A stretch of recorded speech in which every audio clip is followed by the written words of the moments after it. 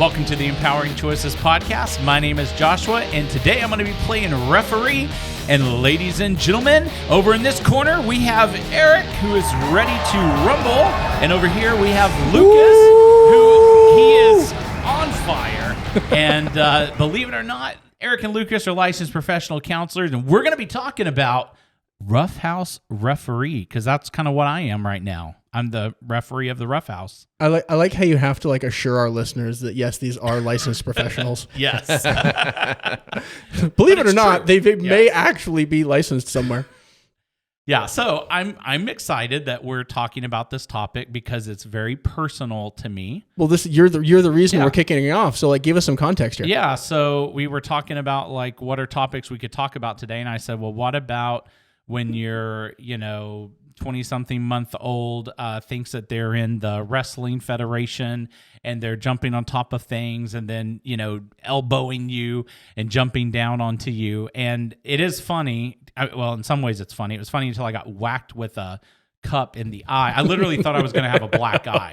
I was oh my goodness. But the makeup department really covered that up really well, Josh. They did. But this is something our son's been doing now. It's a new thing. He was kind of doing trust falls, but now it's no, I'm going to get up high on the couch and purposely jump. I think it's still a trust fall. Maybe. And the first time I was recording it, and my wife is like, what are we going to do about this? And I said, well, right now I'm going to appreciate it because it's kind of cool. I'm like, that's how the boy does, When your wife's in the medical profession too, True, right? So does she have some various opinions on such things? Right. And so now we're a week in, and I'm thinking, we got to tame this because he's going to hurt himself and hurt us. Oh, uh-huh. Yeah. So there's a lot of things. Is he going to hurt the furniture? Right. Is he going to hurt himself? Yep. Is he going to hurt you? Yep. Is this good behavior? Could he hurt future other people in the future? Exactly. And it's also one thing for him to do that to me. I don't want him to do that to his pop-pops. Oh, yeah. Mm-hmm. Yeah, can he differentiate between younger, springier person right. and older, less springy person? Exactly. And should he, he gets up on the corner of the couch, on the arm, and he goes that way, but I'm just sure that one day he's going to think, well, what would happen if I took the farther route? And then he's going to hurt himself. Sure. Or lands on the coffee table and tries to suplex the coffee table he sees in the rest of the So that's where shows. my life is at right now. That's what I'm trying to figure out if you guys can help me out. Well, I got a couple questions. Okay. Are you a wrestling fan? Yes and no. I really didn't keep up with it, but I love the concept and I love the idea. So does it play in your house? That's where it actually doesn't. That's interesting. Yeah, so he's just kind of come up with So you're asking, where's he seeing it? Where's he seeing it? Mm-hmm. Yeah. And it sounds like he's not seeing it, except maybe on commercials. Right. Something of that nature. You made the statement to your wife, well, this is what boys do. Yeah. And so my question, and we were talking about this a little earlier, what if he was a girl?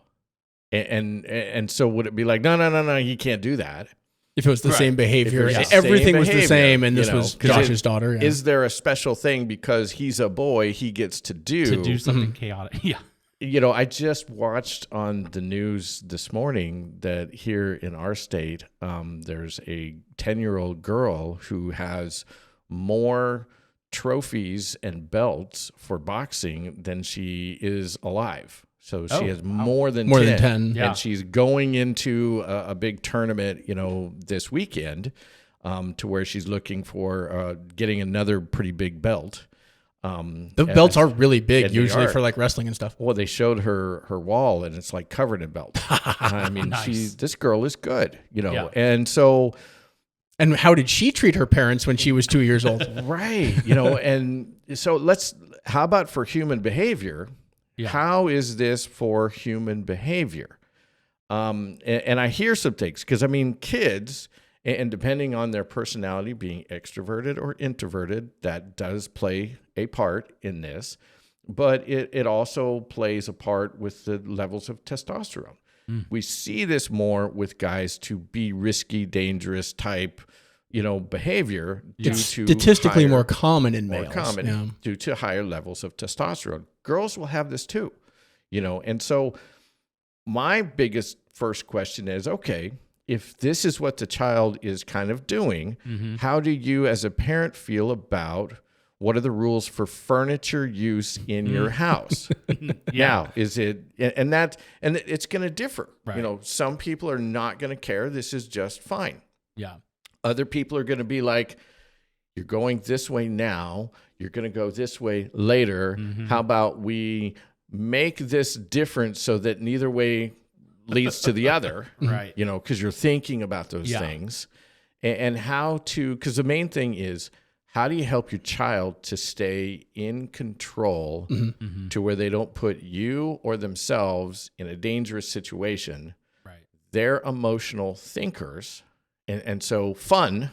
Yeah, and he's getting a rush out of it. Exactly. He does it, and then it's like he giggles, right? And it's just immediately like, let me get back up there and do it again. Right. And you don't know where that's going to help lead him in the future. Right. You know, and so you don't want to completely kill something like this, but you want to be able to have boundaries that keep him safe and help him with these different things as they're developing and as they're growing. I think the word you're looking for is where the ropes are. Where the ropes are. Yeah. If we're going to keep it in the ring. 100%. Then it's going to be, you know, where the ropes are. And if we haven't mentioned it yet, we have this T-shirt in our store that literally has the ropes and Roughhouse Referee, because parents are one of those at various times. Even if you have girls, like, I mean, hello. Yes. So yeah, absolutely. And that's the thing. We should have made that shirt in like the black and white stripes. Right. Anyway, there's no absolute research that shows this type of behavior is only good for one gender. Right. It's not there. It's statistically more prevalent in one gender, is what we find. Yes, more prevalent. But is it better for? See, that's the thing, is it's statistically more prevalent, but is that because lots of people are saying you're a girl, you can't do this? You see what I'm saying? Right. Or, oh my gosh, you can't do this, because that affects the statistics as well. Well, you were saying it was at least partially testosterone driven, which is not cultural. Well, horseplay, it has been research shown to be a very good socialization tool for boys. It's one of our ways of socializing. Right. And so wait a second. Is what your son doing horseplay? To clarify. I mean, to me, it's the beginning. Maybe. I just view it as he's found something that gives him a thrill and he does it. Like to me, horseplay, which we were talking about yesterday, I was in football for a week and left and went and joined the choir. But then in the choir on the back row, the fun thing was we would push each other off. Push each other off the risers. And then they would get so mad at us. But we thought that was so funny. Well, and see, the thing is, they're then beginning to look at what are we going to get sued for? You know, and so now they're curtailing the horseplay. Right. If you've never had a kitten, when you get a kitten, the kitten is going to want to do their own presets for how they learn the things they need to learn to be an apex predator, which includes climbing your curtains. Sure. Yeah, cats need to learn how to climb. And you can either let them climb your curtains and just go, oh my gosh, oh my gosh, oh my gosh. Or you can go, oh my gosh, off the curtains. That's not where you climb. And the more you take them off the curtains and then show them or have things where they can climb, or they climb on things and you don't take them off of it, then they're beginning to associate, okay, we won't climb on that. Right. Because you're setting the boundaries. Yeah. You know, and so that's the same thing with a human child, is you want to set the boundaries. Right. Because there are kids, and mine was one of them, that will climb the curtains. Yeah. And you may...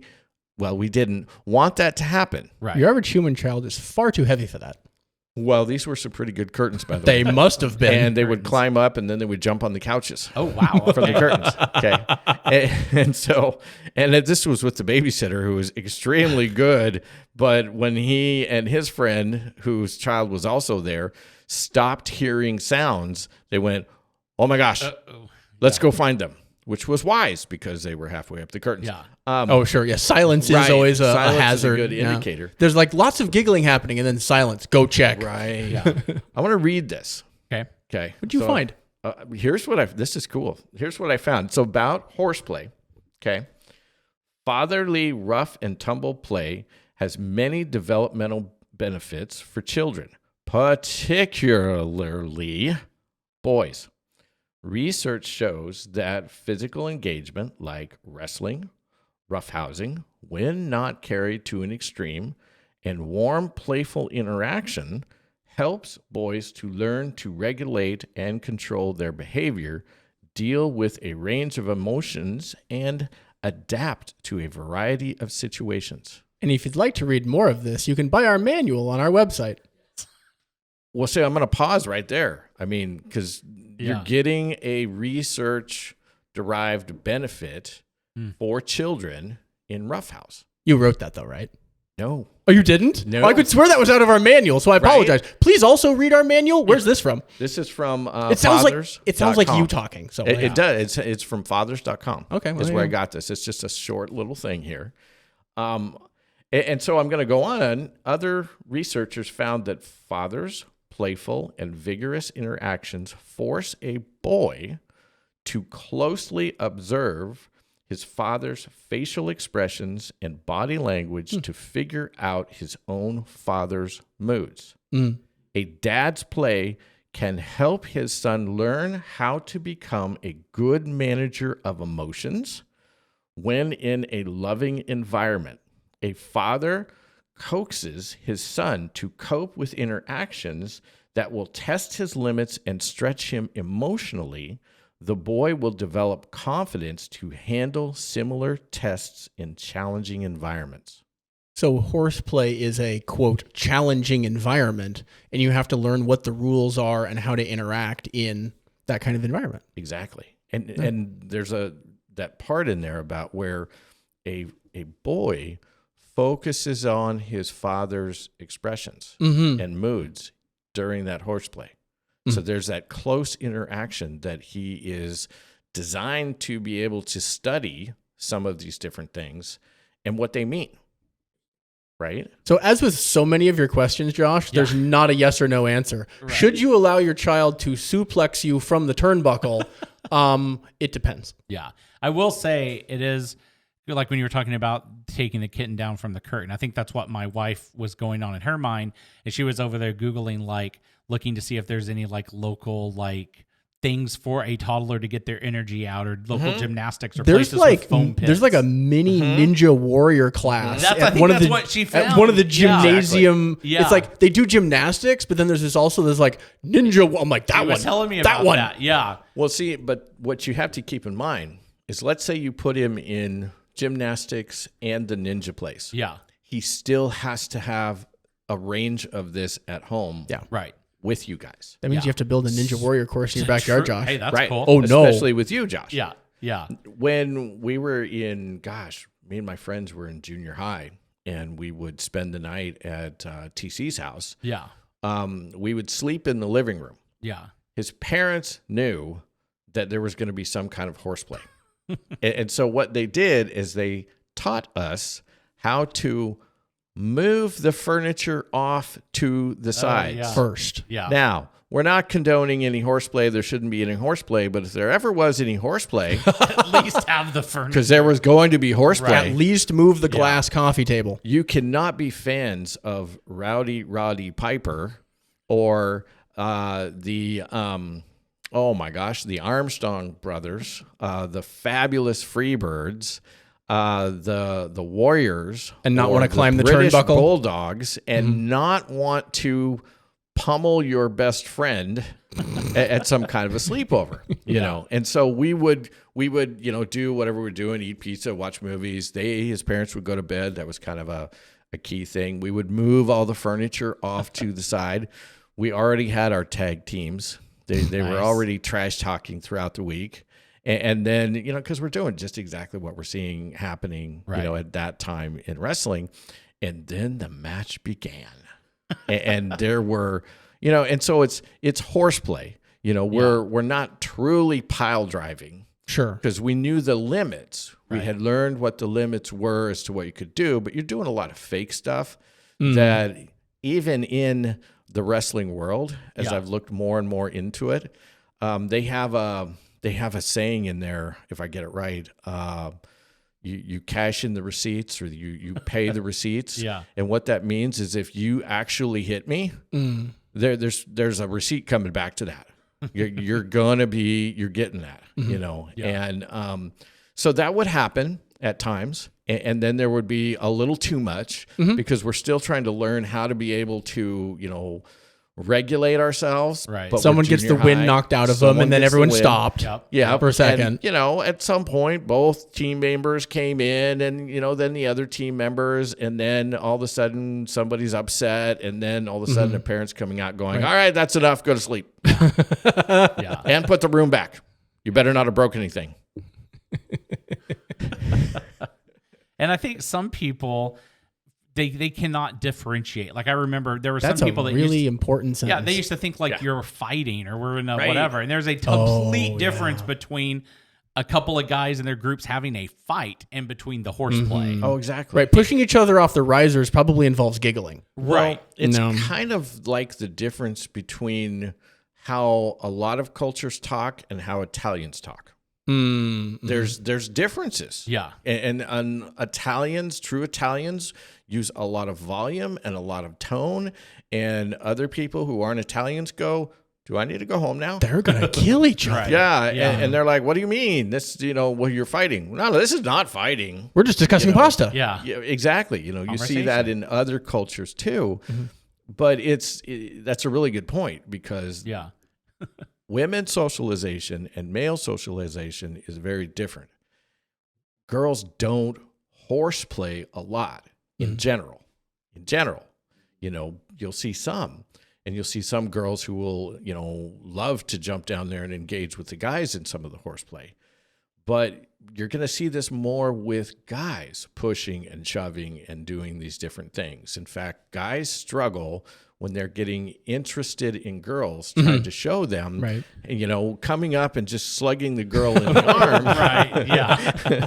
Pick the girl who's not a black belt in something already. Yeah.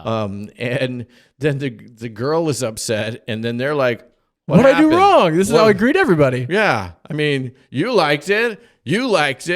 Well, I liked it, but what's wrong with her? Right. Because when I work with junior high girls or early high school girls, they'll say, "Oh, this guy's a jerk," and I'm like, "Okay, what did he do?" And they'll he slugged me in the arm. Right. They'll explain it, and I'll kind of be smiling. They're like, "What?" I'm like, "This dude likes you. You don't get it yet." What? What do you mean? Like, you don't do that? And so we explain.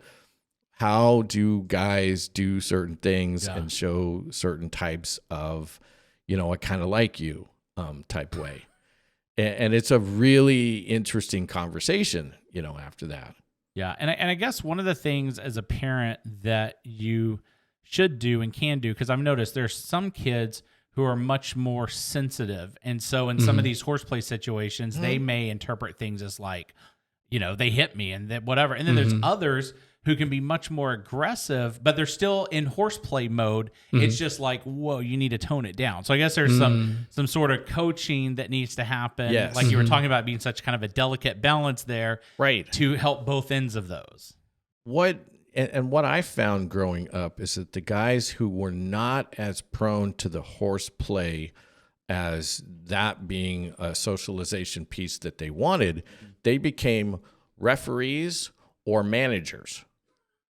Or they read a book, and just kind of went, I wondered how long it'd take before somebody bled, They found their way out of the middle of it. Well, they found their way into it in a way because they were still a part of the group. They were differently there, because you use the term, some people who are more sensitive, and that term has become really a bad term it almost equals, they're weak. But they're not. I mean, feminine or sensitive or however we want to put that is not weak. It's just different. Different just like set. With a girl, if a girl is showing she wants to do this or boxing or martial arts or baseball, she's not weak or abnormal. She's just different. And how can we work with that? And you have a different tolerance for stuff. I mean, kind of like I was saying, the reason I joined the choir was because I was in football for a week and they'd have us all line up and do push-ups and then come put their foot on our back. And like, for me, I was like, I ain't I'm not doing that. That wasn't within your window of tolerance. Exactly. Yeah. And so then I went to join the choir, where ironically then we had a blast knocking each other off the back row of the risers. Right. But it wasn't push-ups. Right. Exactly. Or slamming into each other bodily with your head. It was more you were finding different ways to be able to incorporate some of those different things, even though it was a different setting that doesn't normally have full contact. Yeah. Full contact choir. That's a whole different group. That is a whole different group. Right. It's like an Adam Sandler movie. Yeah. And then like my sister, I have a sister who's 15 years younger than me. Mm. And so that was kind of interesting for me because I was like in high school and now we have this kid at the house and we're the only two. So it was me and her. But I remember one of the things that she loved to do was we had a very tight hallway. We would get in that hallway and she loved just beating up on me. And I went along with it and we would do it. And that, like, she enjoyed that. Right. Today, she's a percussionist. So maybe I'm connecting the dots there. You were her first drum? The drums, maybe. That could be. But yeah, she would love that. She would just want to beat on me and we'd roll around and that was just kind of fun for her. And yeah. Sounded like horseplay. Yeah. Right. Yep. I mean, and that's a good example. You had a sister who wanted to engage in horseplay. Right. You know? Yeah. And it's not... Because, I mean, the article is showing that, you know, boys traditionally are gaining these things through the facial expressions and studying it. Right. But that doesn't mean that girls won't do the exact same thing if they're engaging and have that drive for the horseplay. Right. You know, so she's doing some of that as well. It's just the complexity of being a human being and the intricacies, you know, that are there.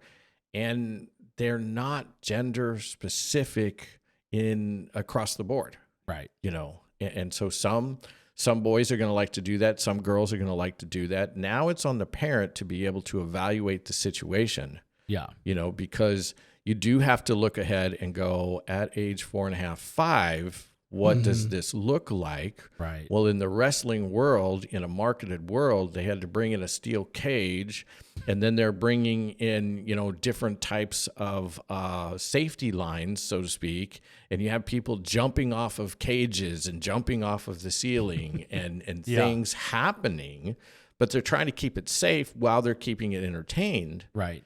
And, you know, I mentioned some of these tag teams. Man, and now the names are just going right. They're just blowing past. Bret Hart, the Hart Foundation. His brother died because the safety line broke. Oh. And he fell to his death in the ring during one of these things. I mean, this has happened. Yeah. It's rare. Yeah. You know, and so what you're trying to do is the same thing. Okay, what is the interaction that the child is looking for? Are they ready for it type thing? Yeah. And if they are there safe ways to do it? Yeah. And as they begin to kind of push those bounds, how can I be able to help them like I would a kitten? Not here or not this way. And sometimes you're saying that same thing, and then if the child is continuing to do that, then what you're saying is, okay, we're done. You know, because his mind has not grown enough cognitively to understand the levels of danger you're trying to communicate. Right. He understands fun. Yes. When my son was younger and in grade school, and he was, you know, doing a lot of karate moves and things and, you know, kind of putting them at people and stuff. Right. And we're like, where's this coming from? And then he would see Power Rangers. Oh. And then he would do the moves. And we'd be like, okay, you can't do that to people. Right. Not in public to people on the sidewalk. You know, or even just your family walk up and go, karate chop, you know, kapow. Right. He was not able to really handle that. And so we banned Power Ranger watching. And he wasn't able to handle that. Yeah, input. he couldn't handle that. You know, now he watches all kinds of things, the anime stuff, you know, and John Wick. Maybe he does not watch Wick. No, not yet. Well, I think he has seen some of them with me, but, you know, they're not affecting him the same way that they did when he was 8. Yeah, exactly. Yeah. You know, and so those things are not a problem now. And that's the thing, is that you evaluate the environment, where it's coming from, how you can keep it in bounds, if you can keep it in bounds, and then where you can, how to be able to help the child develop through that. So you get one of the couch cushions and you hold that on top of you and say, come at me. Come on me. Okay. Sometimes. My last question, not forever, but just for this episode. Nope, you're out of questions after this, Josh. So like one of the things, so this is more toddler geared, but like last night we're going to bed and he's like almost asleep. And then it's almost like this light bulb hit and it's like, oh, wait, there's that really cool thing where I go and climb up on top of the pillow and jump. And then all of a sudden we're back into that cycle. And so I'm kind of stuck with like, I can't reason with him. I can only either hold him down and he's going to not be happy or let him do that. Is there like do I hold him down? Well, you're working with his growing cognitive function. And so he was almost asleep. And then oh my gosh, we could still do this. Yeah. Because that part is not going to go away. We talk about that a little bit in the manual. Yeah. But the boundaries. And so you're looking at the boundaries. No, it not now. Time for that. Yeah. It's time to go to bed, And so is he going to like it? I don't fault him for not liking it. I don't fault him for getting upset. Yeah. I don't fault him for having a bad moment there. Yeah. Because if you give it to him after you've set the boundary, now you're reinforcing what can become a habit that you're going to have to chase later on to get back into control of. Yes. Going back to Bluey, in the episode where they're doing, in the bathtub. They don't want to quit. They don't want to quit, because they're having fun. And so there may be a moment where you're just kind of, wrapping him up. I'm tentative to use the word hold because in certain realms that has big meaning, but you're kind of wrapping him up and nope, it's time to go to sleep. Nope, I'm just going to hold you a little bit, okay, now we're going to sleep. Yeah. And you're not letting it, be something that he can engage in. And so you're introducing the word no and reinforcing the word no. Yeah. And, because like the kitten goes up the curtains. No, not you pull it down. Yeah. Kitten goes up the curtain. No, and you pull it down. And after enough times, the kitten gets the picture, or you trade kittens with someone. Right. And I'm just kidding. You're not going to trade kids, but the idea is you have to continually be consistent because dependent on the strong will of the human being is going to be dependent on how long it takes them before they have the idea, okay, this isn't going to work. It's done for now, whether I like it or not, because they don't have big picture thinking. Right. Well, I think when this episode's over, I've got two things I need to do. Number one, buy headgear. That too. That would maybe be the third. But I'm going to buy the Roughhouse Referee shirt because that's really fitting right now. And then I think I'm going to call the Ninja Warrior toddler gymnastics place and see if we can at least get a roll on that. But yeah, I think this was very helpful. This was a fun episode. And if you are interested in that shirt, we'll put a link down in the description. Definitely make sure to check that out. You can check out all of our resources, the parenting manual we've talked about, additional courses, and more at empoweringchoices.community, or go to the App Store and search for Empowering Choices Parenting. And we will see you on the next episode.